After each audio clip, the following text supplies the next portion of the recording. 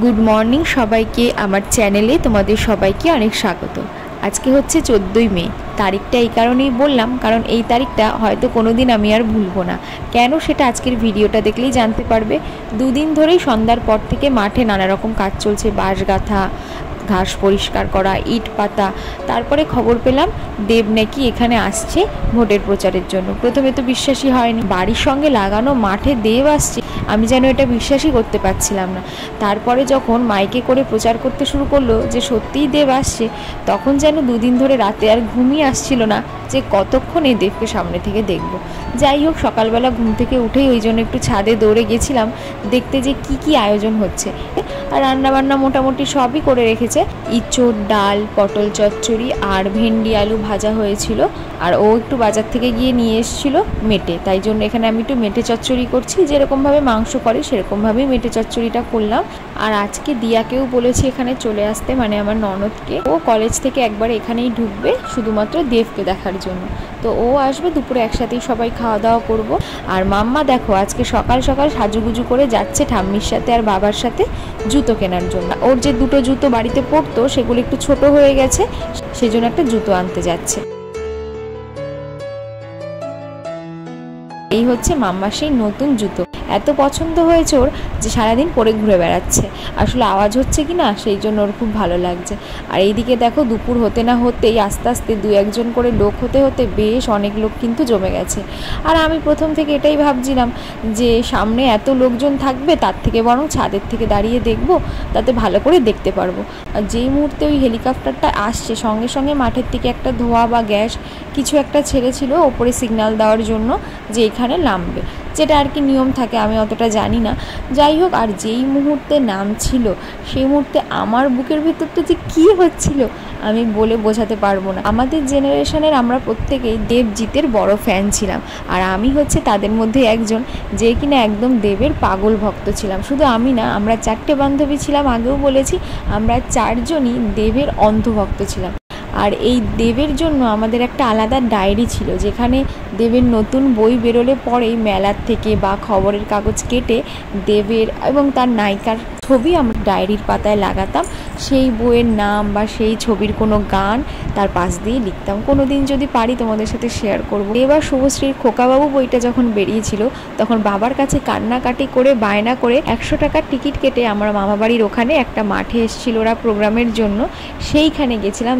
ধাক্কি গুঁতো গাতা খেয়ে দেব আর শুভশ্রীকে দেখেছিলাম। আর ভাগ্যের পরিহাস দেখো, আজকে আমার বাড়ির সামনেই দেব আসছে। শুধু দেখবো এটুখানি ভেবেই আমি মাঠে দৌড়ে চলে গেছিলাম, কিন্তু তারপরে যে তার সাথে হাত মেলাতে পারবো এটা আমি স্বপ্নেও ভাবতে পারিনি। যখন ও নামার পরে সবার সাথে হাত মেলাচ্ছিল তখন শুধু আমি মন থেকে ঠাকুরকে ডাকছিলাম একবার যদি হাতটা ধরতে পারি।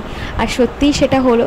যখন আমাদের সামনে দিয়ে যাচ্ছিল, তোমরা একটু লক্ষ্য করলেই দেখতে পারবে, ও চলে যাচ্ছিল সামনের দিকে, হয়তো সামনে গিয়ে সবার সাথে হাত মেলাতো, কিন্তু ওই সময় সবাই আমার চারিপাশে সবাই চিৎকার করছিল। আর আমি যত দূর পেরেছি আমার হাতটাকে বাড়িয়ে দিয়ে শুধু বলেছি একবার। আর আমার চোখ থেকে তখন শুধু জল পড়ছিল। তারপরেই দেখলাম যে ও সোজা আমার দিকে এগিয়ে আসলো। আর আসার সাথে সাথে যেটা হলো, আমার ডান হাতটা কিন্তু ও বাঁ হাতটা দিয়ে আগে ধরলো। সেটা আমি কিছুতেই ভুলতে পারছি না। শুধু হাতটা ছোঁয়া একরকম জিনিস, কিন্তু ও এসে যে আমার হাতটা ধরেছে সেটা আমার কাছে অনেক বেশি স্পেশাল। আর তার থেকে উপরি পাওনা কি জানো তো, আমার সাথে সাথে ও আমার মেয়ের হাতও ধরেছে, আমার বাড়ির প্রত্যেকের সাথে হাত মিলিয়েছে। এটা আমাদের সবার জন্য ভীষণ একটা আনন্দের, হয়তো অনেকের কাছে হাস্যকর মনে হতে পারে, কিন্তু যাদের সাথে এটা হয় তারাই বোঝে।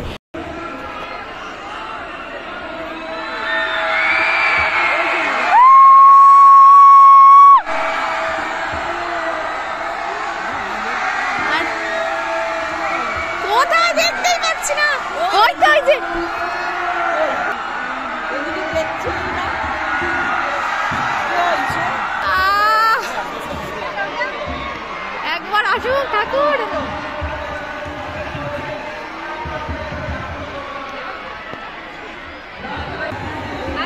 আসবে আসবে আসবে, ঠিক আছে।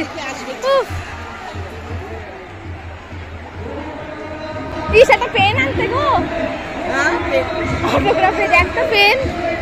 দিদি তোমার কাছে পেন আছে গো? দিদি পেন হয় না, নিয়ে আসো না একটু দৌড়ে, তোমাদের বাড়ি থেকে ঘুরতে ঘুরতে টাইম লাগবে।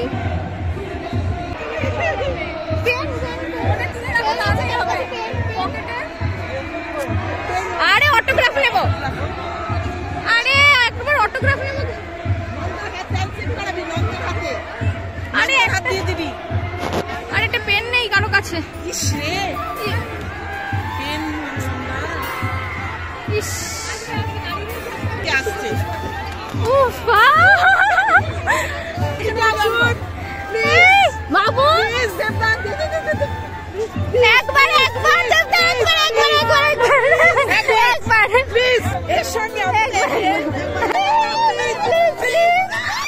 আমি সেই সময় কি ভিডিও করেছি না করেছি আমার মাথার থেকে সব বেরিয়ে গেছিলো। আমার হাত পা প্রচণ্ড কাঁপছিল।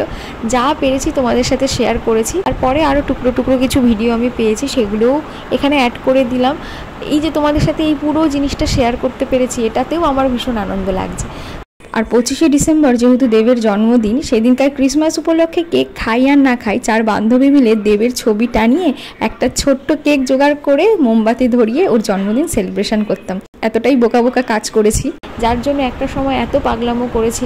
তার সাথে হাত মেলাতে পারবো, এটা তো আনন্দের হবেই, তাই না? হয়তো ছোটবেলার মতন সেই পাগলামোটা নেই, কিন্তু তার প্রতি ভালো লাগাটা তো থেকেই যায়। সেই জন্য এই দিনটা আমার কাছে সারা জীবন কিন্তু স্মরণীয় হয়ে থাকবে। কিন্তু সেই যে ডায়েরিটা অসম্পূর্ণ থেকে গেল কোথায় জানো তো? একটা অটোগ্রাফের জন্য অনেক চেষ্টা করেছিলাম একটা পেন জোগাড় করার, কিন্তু পাইনি।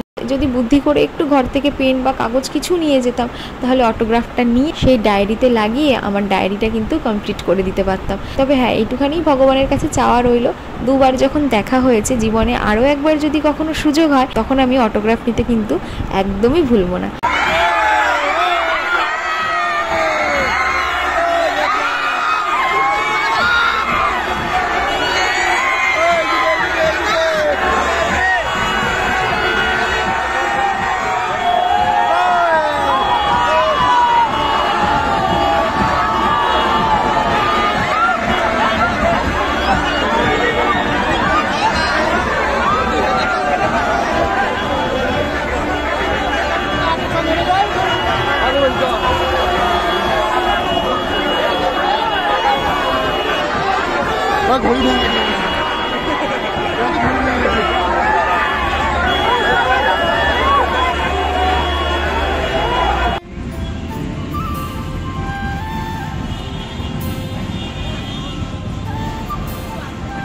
গরম মা?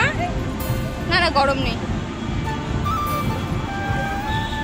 এরপরে ও সবার সাথে দেখা করে গাড়িতে উঠে প্রচারে বেরিয়েছিল। 1/2 ঘন্টা মতন আমরা সবাই মাঠেই একটু ঘোরাঘুরি করছিলাম ওর ফেরার। এরপরে যখন দেব আসে, তখন সঙ্গে সঙ্গে আর দাঁড়ায়নি, বেরিয়ে গেছে।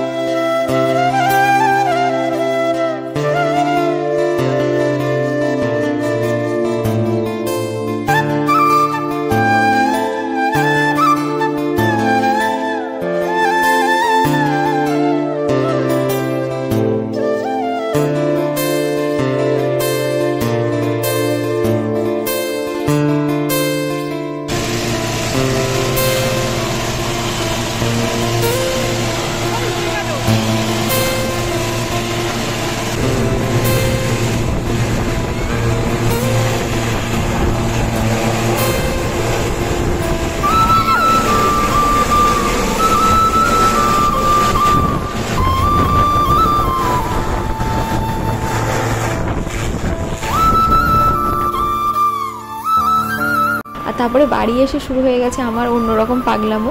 সেটা হচ্ছে সবাইকে জানানো, সবাইকে জনে জনে জানানো যে আমি কিন্তু হাত মিলিয়েছি, আমার হাত ধরেছে, এই হয়েছে। সবার সাথে শুধু এই গল্প চললো।